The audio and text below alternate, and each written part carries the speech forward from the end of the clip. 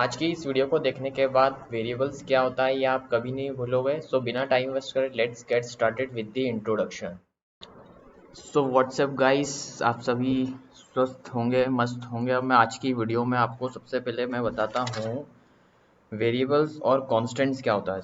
अब वेरिएबल्स और कांस्टेंट जानने के लिए मैं आपको डायरेक्ट सीधा एग्जांपल की ओर ले जाता हूँ, और एग्जांपल अगर बनाना है तो मेरे को अपने दिस पीसी के अंदर घुसना पड़ेगा और मैं घुस सकता हूँ।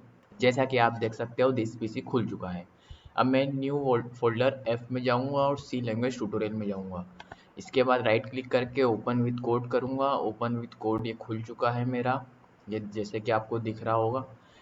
और अब मैं इस पे जाऊँगा एक्सप्लोरर पे और इस वाले न्यू फाइल पे क्लिक करूँगा। और 01 इसलिए लिया मैंने ताकि ये मेरा पहला प्रोग्राम है। यहाँ से आपको मेन सी लैंग्वेज सिखाऊंगा। तो 01 _ वेरिएबल्स डॉट सी नाम के एक फाइल बनाता हूँ। एंटर मारूंगा, इसको बंद करूंगा और एक कोड स्निपेट लूँगा मेन फंक्शन का। ये मैंने स्निपेट लिया है। और इसके अलावा मैं आपको थोड़ा सा एंटर मार के हैश इंक्लूड एक फाइल भी इंक्लूड करूँगा, जो कि आपको ही पता होगी कौन सी फाइल, stdio.h फाइल, और मैं इंक्लूड कर चुका हूँ।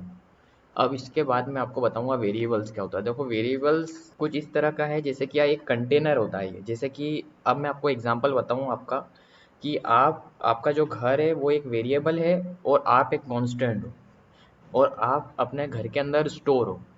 आप बाहर भी नहीं निकल सकते अभी, और अभी निकलना भी नहीं है आपको। तो ये जो, और अगर एग्जांपल दूं तो जैसे कि आपके घर में किचन होगा ही सही, और किचन अगर होगा तो उसके अंदर राइस होगा, दाल होगा, शुगर होगा। तो ये सब भी एक किसी जगह स्टोर करके रखे गए हैं, यानी कि किसी कंटेनर में रखे गए हैं। तो इसी तरह से हम वैल्यू को वेरिएबल्स के अंदर स्टोर करते हैं, उन्हें ही वेरिएबल्स कहते हैं। अब मैं एग्जांपल आपको बता देता हूँ। जैसे कि ए मैंने एक वेरिएबल लिया, जिसका वेरिएबल है ये ए नाम है। अब मैं आपको बता देता हूँ जो वेरिएबल का नाम एक केवल अंडरस्कोर दे सकते हो, ठीक है, मतलब कि फर्स्ट अल्फ़ाबेट अंडरस्कोर हो सकता है, और इसके अलावा आपके अल्फ़ाबेट हो सकते हैं, ठीक है। और इसके अलावा आप कुछ भी दोगे तो आपको ये एरर थ्रो करेगा और आपका भी दिमाग ख़राब होगा कि ये क्या हो गया। तो इसलिए मैंने आपको पहले ही बता दिया। अभी जैसे कि 4 ये मैंने स्टोर करा, और ये तो आपको पता ही है कि सी प्रोग्राम में सेमी कॉलन हर स्टेटमेंट और हर जो भी फंक्शन वगैरह जो जो जहाँ जहाँ लगता है वो सेमी कॉलन से ऐड होता है। अब सीधा सीधा एंटर मारूंगा, यानी कि ये कांस्टेंट वैल्यू 4 ये ए में स्टोर की गई है। यानी कि ए आपका घर है और 4 आप हो। और इस अभी जो एग्जांपल बाहर चल रहा है, इतना भयानक चीज़ चल रही है बाहर, तो इसमें आप ऐसे ही समझ सकते हो जैसे कि आपका ये घर है, ये वेरिएबल है, और 4 आप कांस्टेंट हो, यानी कि आप घर के अंदर स्टोर हो अभी। और हाँ, अब ये 4 है तो अब ये 4 ही हो गया। अब इसको आप चेंज नहीं कर सकते। ऐसा नहीं कि अब इसको 3 कर दिया, 2 कर दिया।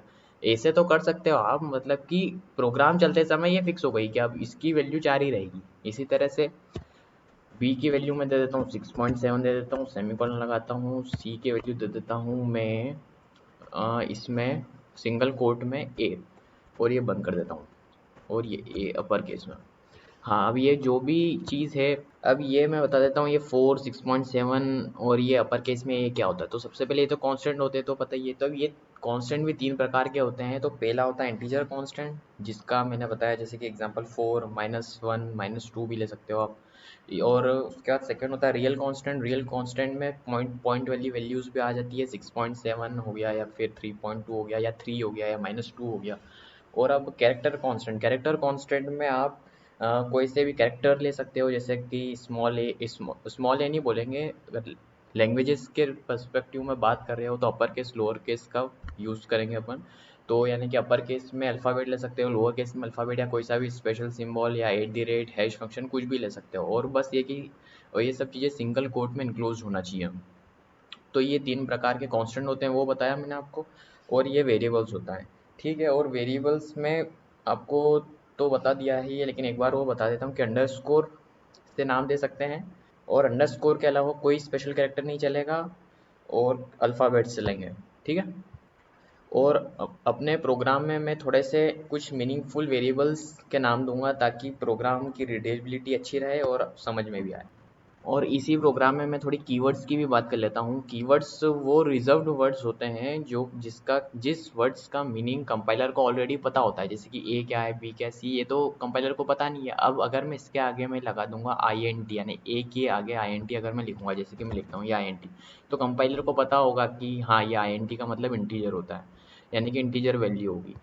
ठीक है, तो ऐसे कुछ रिजर्व्ड वर्ड्स भी होते हैं, जैसे कि ऑटो होता है, डबल होता है, आईएनटी होता है, स्ट्रक्ट होता है, स्विच होता है, एल्स होता है, लॉन्ग होता है, और भी ऐसे बहुत सारे होते हैं। ऐसे कुल मिला के 32 कीवर्ड्स होते हैं जो कि आपको थ्रू आउट द कोर्स पता पड़ेंगे।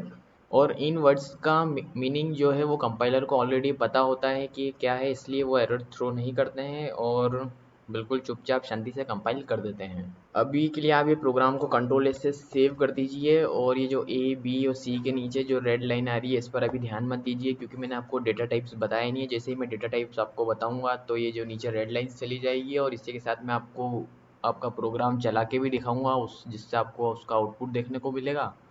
और ठीक आप लोगों की सुविधा के लिए मैंने सारे कीवर्ड्स टाइप कर दिए हैं। टोटल 32 कीवर्ड्स मेन यूज़ किए जाते हैं, और बेसिकली 44 कीवर्ड्स सी में पाए जाते हैं। ये जो साइट के जो आप देख रहे हो ये अलाइंस, और ये साइट के align of, atomic bull, complex, generic, underscore, imaginary, ये सारे ये जो है ये इतने यूज़ में नहीं है। जो मेन यूज़ है वो यहाँ से, जो ऑटो से लेके वॉलेटाइल, रिटर्न, स्ट्रिक्ट, रजिस्टर वगैरह वगैरह।